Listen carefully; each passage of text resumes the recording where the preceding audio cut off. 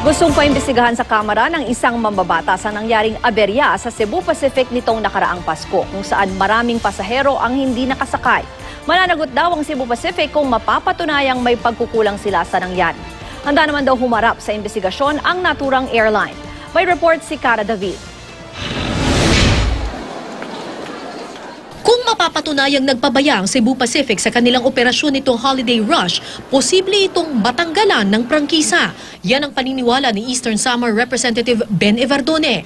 Nais niyang paimbestigahan ang pangyayari noong December 24 to 26 kung kailan umabot daw ng mahigit 700 flight ng Cebu Pacific ang delayed at 20 ang kanselado. Kaya daan-daang pasahero ang hindi nakasakay sa oras o naiwan ng kanilang flight. Noong December 26 naman, katakot-takot na pila ang idinulot ng Cebu Pacific sa Terminal 3 dahil hindi raw pumasok ang karamihan sa kanilang ground staff.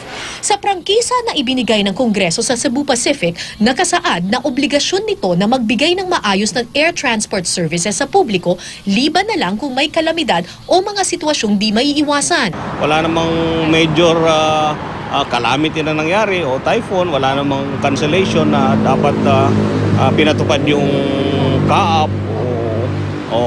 So walang rason kung bakit sila nagkaganon. Kaya dapat talaga siya sa atin ng Kongreso yan.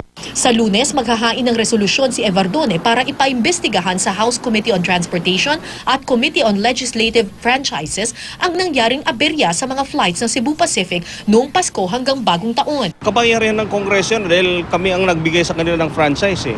So pwede rin naming bawiin kung yung mga conditions set in the franchise ay hindi nila nasusunod. In this case nga, ang daming reklamo, ang daming naperwisyo. Tumangging magbigay ng reaksyon tungkol dito ang Cebu Pacific hanggat hindi pa nila natatanggap ang resolusyon, pero handa raw silang humarap sa imbestigasyon ng Kongreso.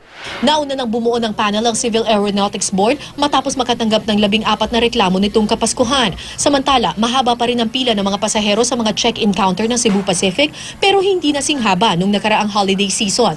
Wala ring naitalang delayed o cancelled flights. Cara David, GMA News.